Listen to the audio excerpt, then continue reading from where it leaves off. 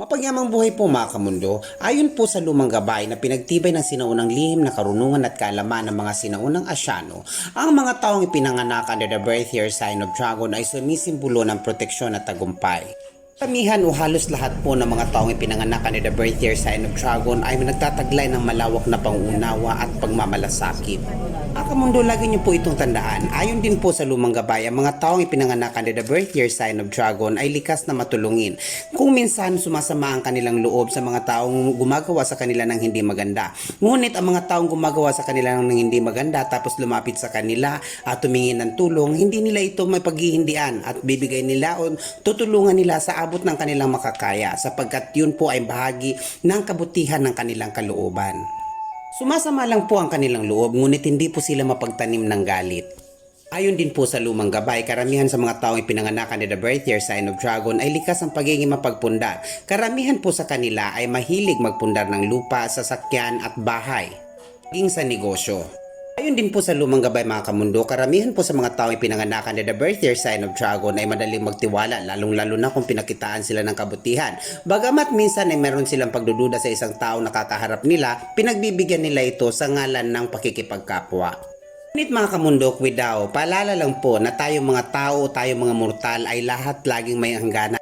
Mga taong ipinanganak under the birth year sign of dragon ay lagi nagbibigay ng pagkakataon. Subalit kapag napuno na ito, nasagad na ang kanilang mga tsansa na ibinibigay sa isang tao kasi sa kanilang kapwa, mahirap na pong mabalik ito. Sa aspetong pampag-ibig, ang mga taong pinanganak o isinilang under the birth year sign of dragon ay mapagmahal.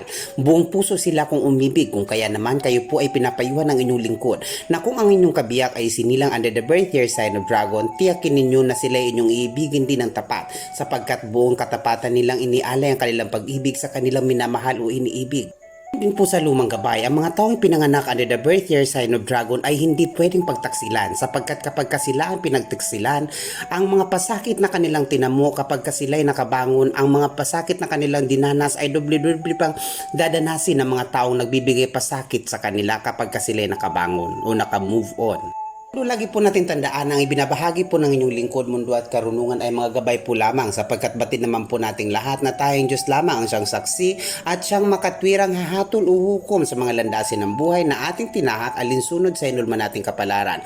Ito pong muli ang mundo at karunungan na lagi po nagsasabing patuloy po nating pagmalasakitan at alagaan ng kalikasan, maging mga aso at pusa upang araw-araw nating mabatid ang balanseng enerhiya ng ating kapaligiran. Mga kamundo, ito po muli ang mundo at karunungan na lagi po nagsasabing mag-ingat po tayo, patuloy po nating hanapin ang mga bagay makakapagpaligaya sa atin. Mahal ko po kayo, maraming salamat po.